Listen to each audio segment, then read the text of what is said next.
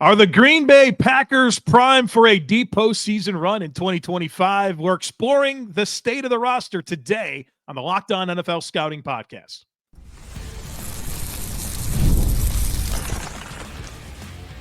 You are Locked On NFL Scouting with the Draft Dudes, your daily podcast for NFL and college football scouting. Part of the Locked On Podcast Network, your team every day. What's better than this? It's guys being dudes here on the Locked On NFL Scouting Podcast. We're the Draft Dudes. I'm Joe Marino from Locked On Bills. He's Kyle Krabs from Locked On Dolphins. And we are your NFL experts here with you daily to talk team building across the league on the Locked On NFL Scouting Podcast with the Draft Dudes, part of the Locked On Podcast Network, your team every day. One issue, big thank you, shout out, and welcome to our everydayers. Those of you who never miss a single episode, we appreciate y'all being here very, very much. Joe, happy Tuesday, May 13th to you and one of our favorite fan bases for the passion that they bring every time we do a deep dive on the Green Bay Packers. It's your moment in the sun. You just got done having the spotlight on you for the NFL draft. Amazing host city it appeared to be. And now we're going to give you 32 minutes all about your roster. And I got some bad news for you, Joe.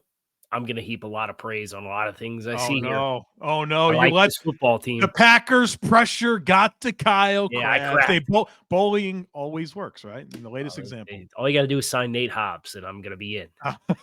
You had a high grade on Nate Hobbs. I'm not going to lie. I peeked at your assessments. He is a dog, but we'll get to him in the back seven. Yeah. So Joe and I have independently, and I have not peaked. I don't know what you have on any of these guys. I peeked at yours. Clearly, you know about my Nate Hobbs love affair. So we took it to the two deep and put all of the players on the two deep as it currently stands here on May 13th into a variation of buckets that include roster cornerstones, quality starters, sufficient starters, My Discord was ablaze with your pronunciation of adequate. Right. I can't fight it, man. I want it to be the natural way that I say it, but I just sufficient. Struggle, you should try having some of these last names I have on my football team. Savianaya. He said it's like Hawaii, right? He says Savianaya. The worst is Tagovailoa, which is how you say it. And then people are like, it's not Tagovailoa. Like, yes, it is. Yes, it is. Yeah. So sufficient will avoid the controversy of saying adequate, sufficient starters, quality depth, incomplete evaluations, rookies, replacement level players, non-roster caliber players, and practice squad caliber players.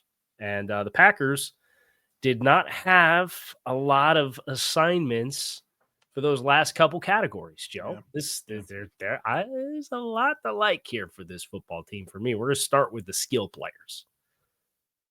Yeah, it's a big conversation point with the Packers and their offensive skill players in particular, where coming out of 2023, it was celebrated that, hey, Jordan Love doesn't have to funnel targets to any one guy, just throw to the open player, run the play, and had a great season. And then coming out of 2024, the narrative is completely shift where the Packers got to have a go-to receiver.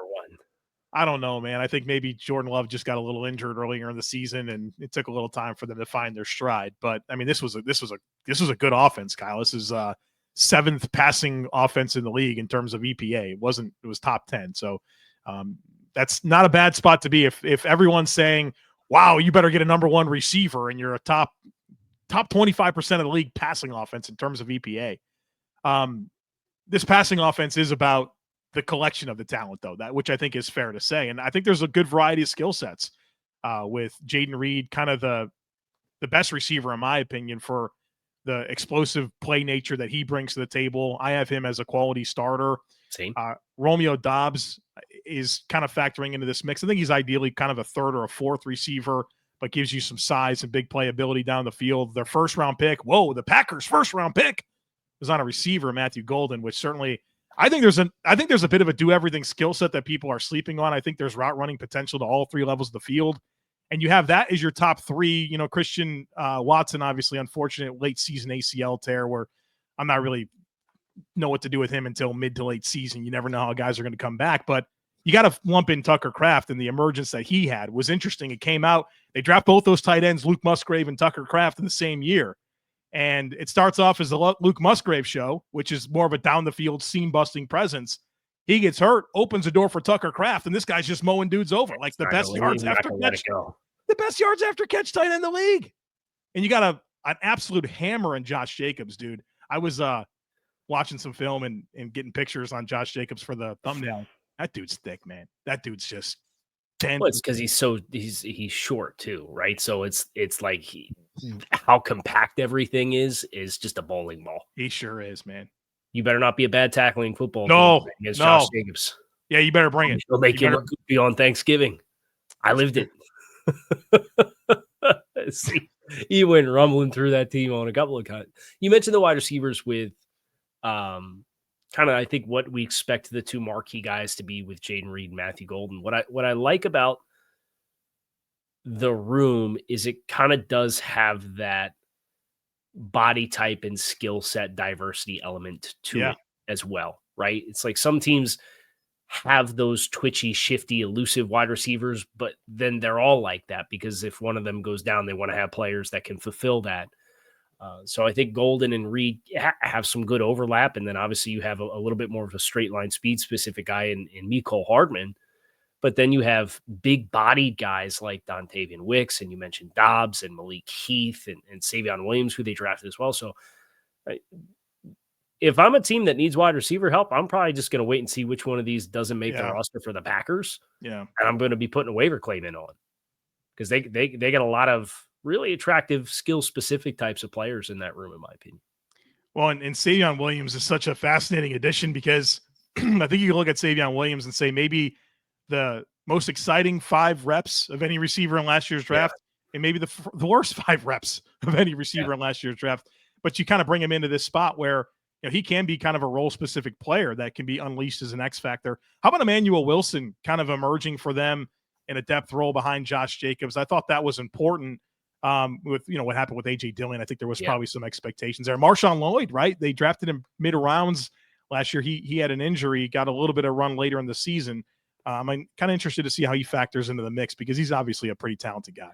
Yeah, I think that it's not a talent concern. And that's when I look at really pretty much everything that they have. I mean, you have some questions about the depth, but the depth players are guys that have durability questions with Marshawn Lloyd and Luke Musgrave. And you mentioned Christian Watson, but like those guys aren't penciled in to be starters right now. But the physical talent of all of those guys is very readily apparent.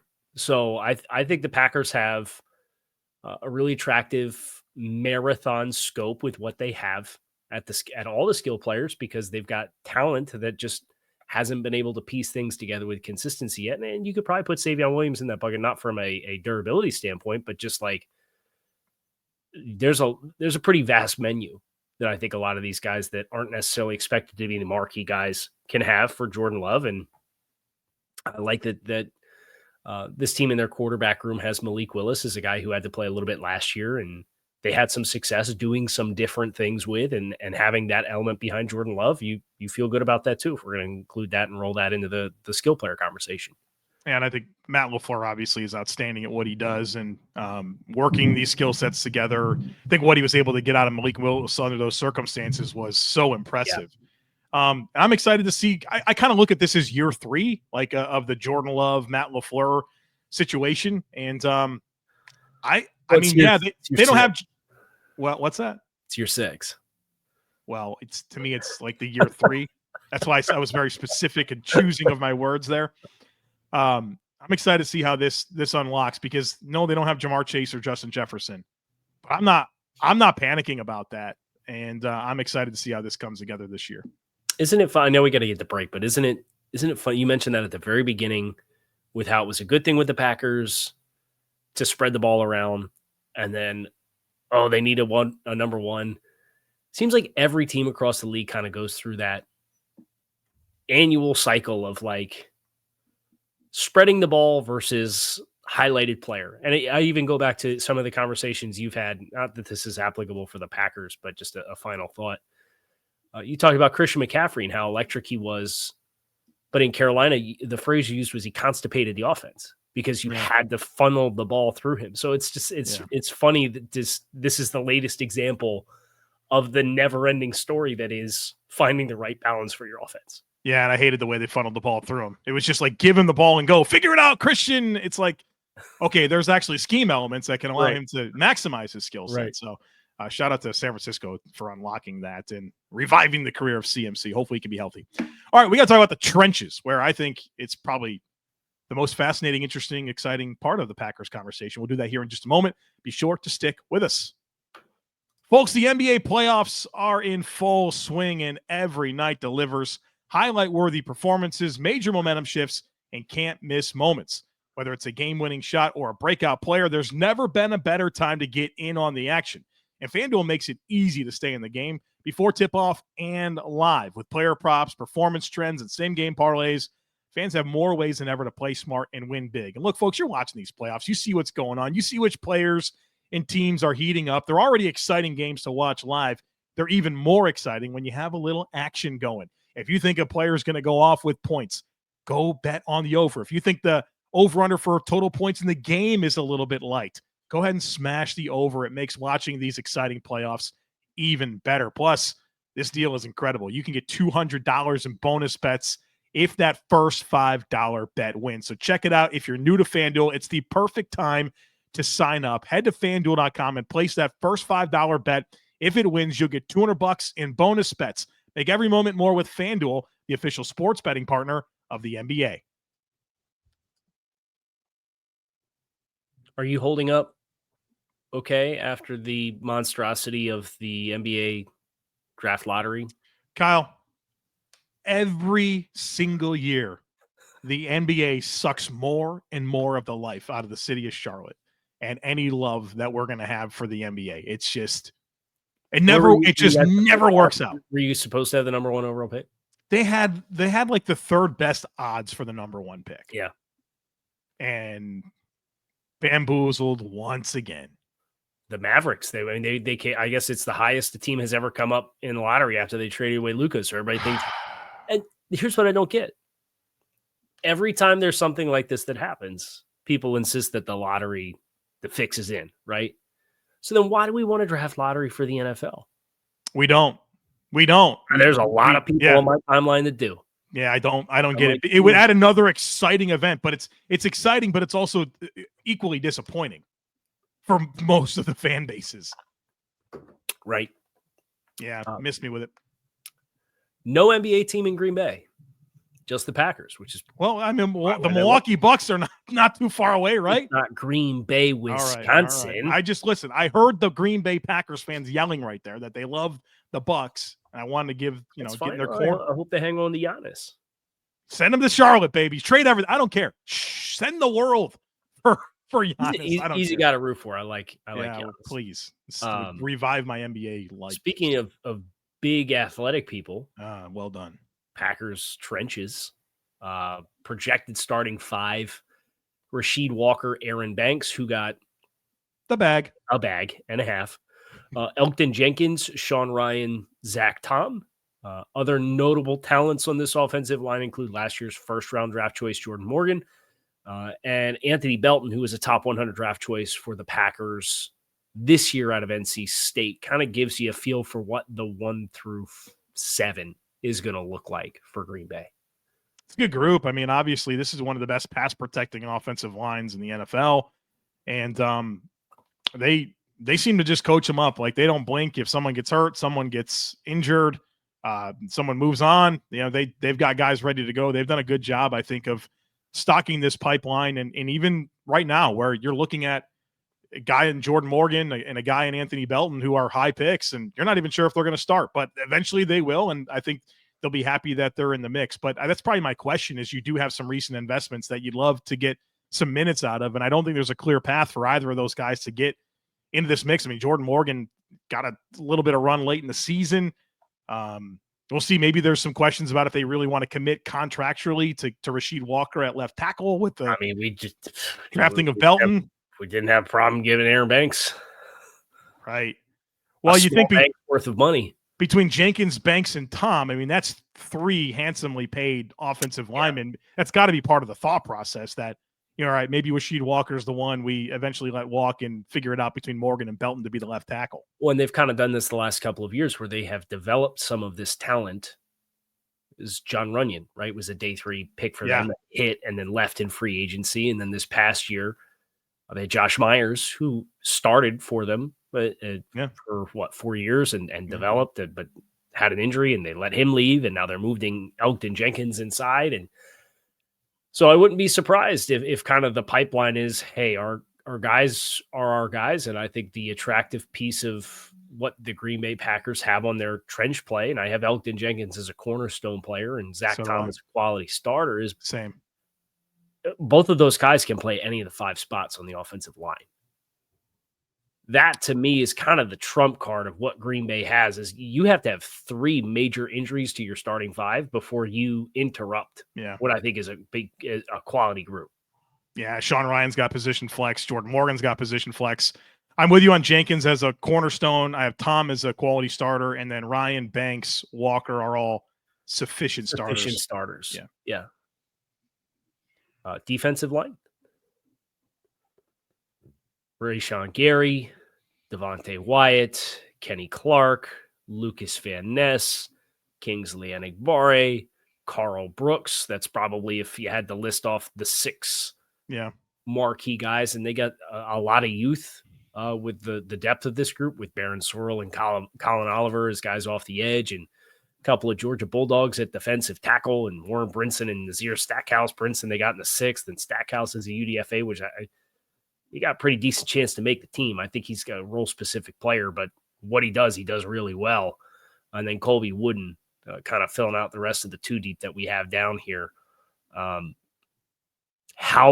much does Kenny Clark have left in the tank?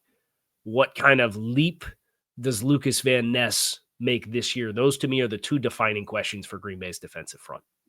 Yeah, to me, it's you identified the 2 things I would have said, but it really comes down to Lukas Van Ness. It's year 3. He's a young player coming in, right? Didn't start right. That was a big thing. Didn't start at Iowa. Still played plenty of snaps. But he's got to deliver, and they're counting on it. I mean, Baron Sorrell was what, a 4th round pick, 3rd round, something like that. Like, it's a bit of a hedge, but it's not. All your eggs can't be in that basket. So, I'm paying big attention to Luke Van Ness. I think that's the X factor for this defense as a whole.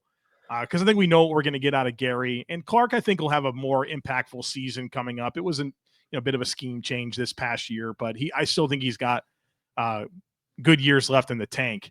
I still think there's more for Devontae Wyatt to unlock. Did you do that on purpose?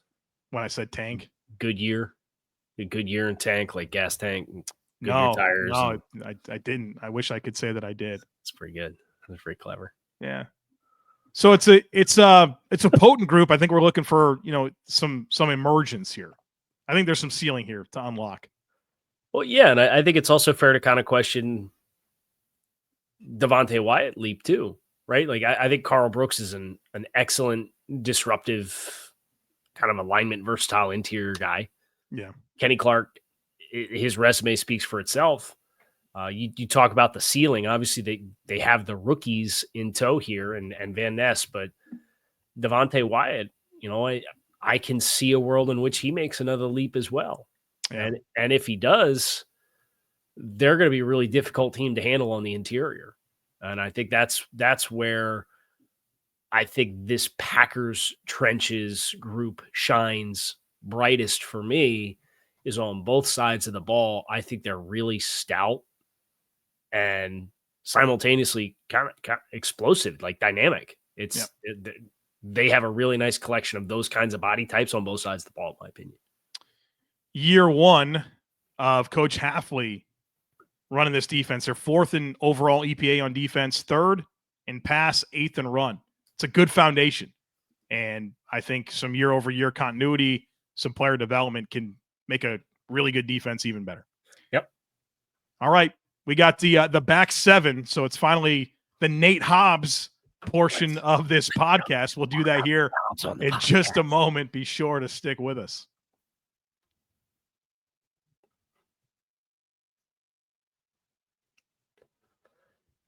I feel a little bad for the Raiders fans who lost Nate Hobbs, Boy. Yeah, keep going. Trayvon Murray, Jack Jones, all out of the secondary.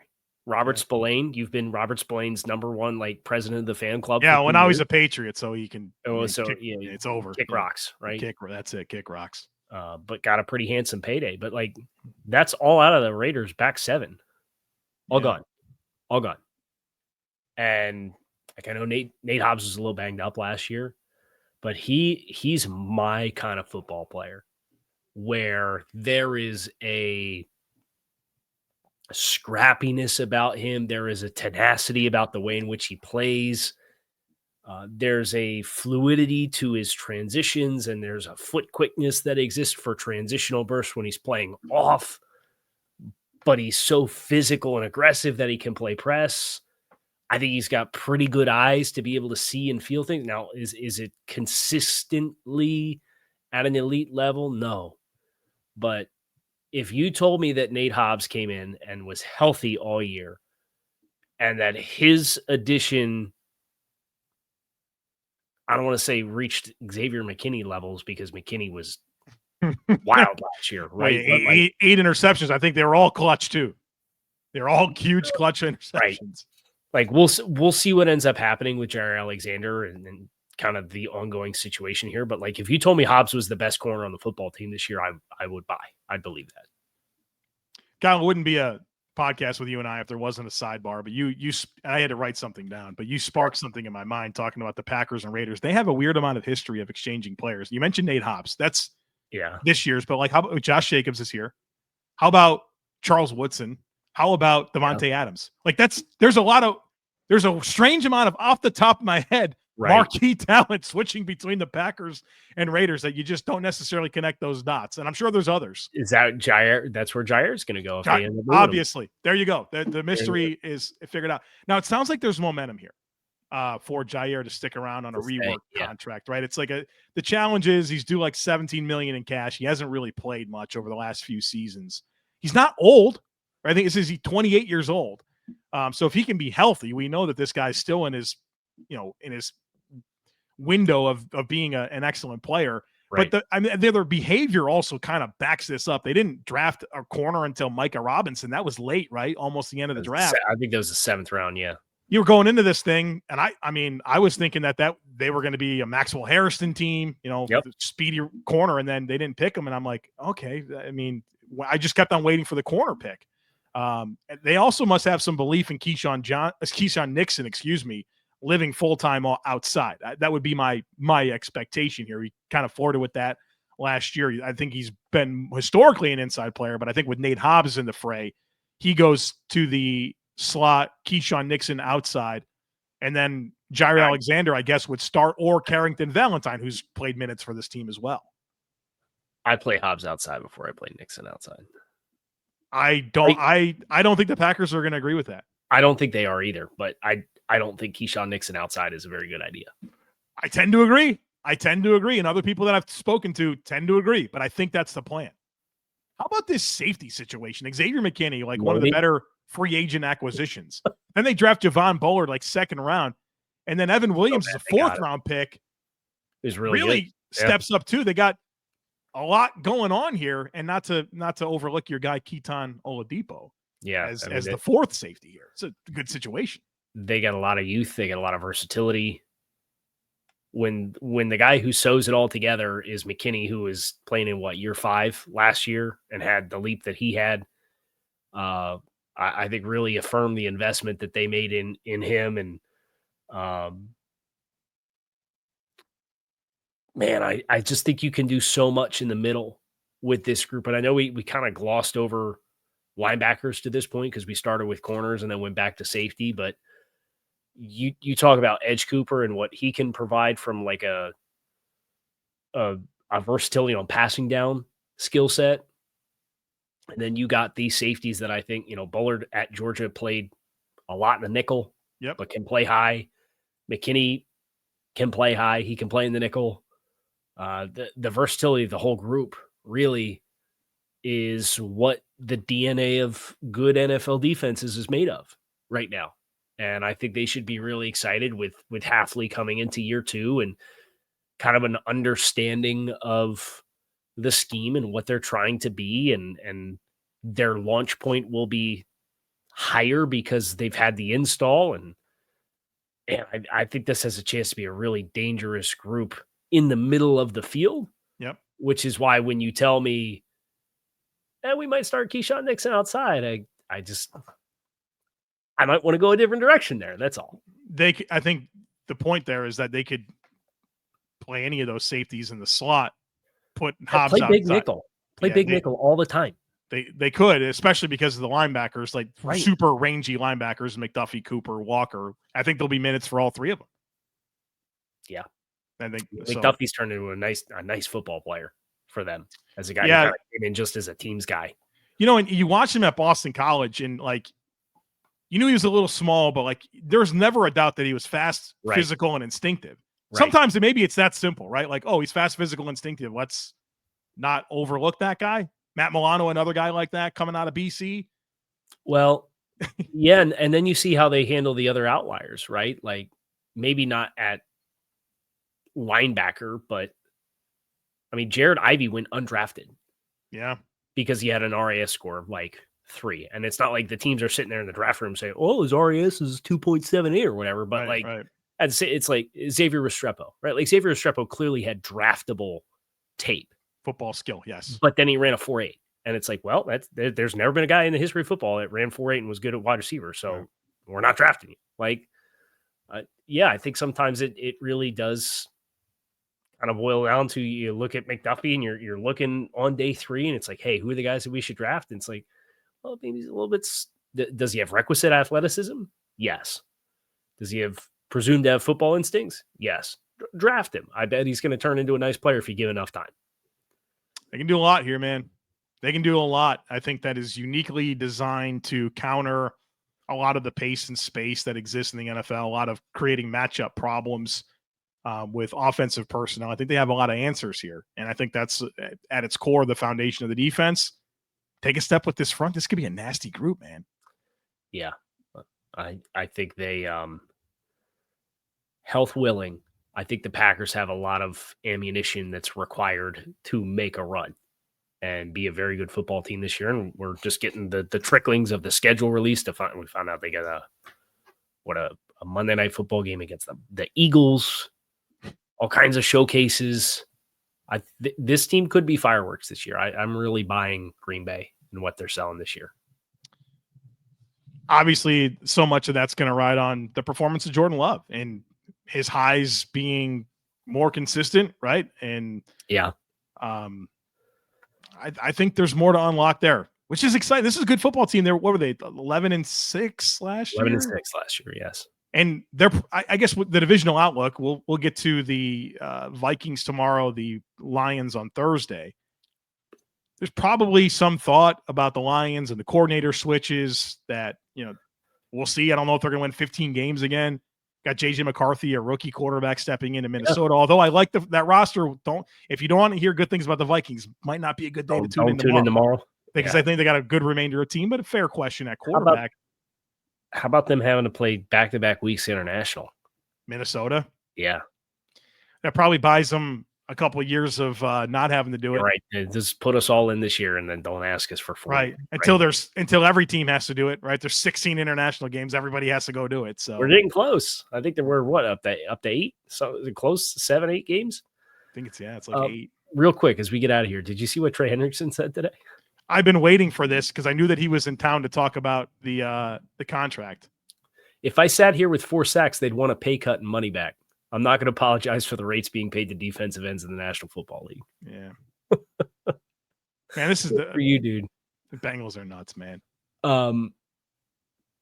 He's due $16 million this year. I think it's 29th amongst NFL defensive linemen. He's the baller. He's one of the special edge rushers. Milton Williams is getting paid twice as much cash as Trey Hendrickson this year. And he did the good boy thing. He had requests last year. Led the league in sacks. Okay. He is 3 sacks away from having the most sacks of any player in the NFL since 2020. Well, Might want to get that figured out there, Cincinnati. Your defense is already a problem. Let's not lose our best player. Maybe Packers fans sitting here hoping he gets trade for Trey Hendrickson, right? Also, you play defense there by keeping him away from Detroit, because you got to think that's got to be something. Detroit's licking their chops. They got 40-something million in cap space. Well, we'll see. But Minnesota tomorrow, go Pack, go. You got your moment in the sun. We hope you guys enjoy it. I'm Kyle Krabs. He's Joe Marino. We are Locked On NFL Scouting. We hope you have a great rest of your Tuesday, and we will be back again tomorrow as we continue our deep dive across the NFC North.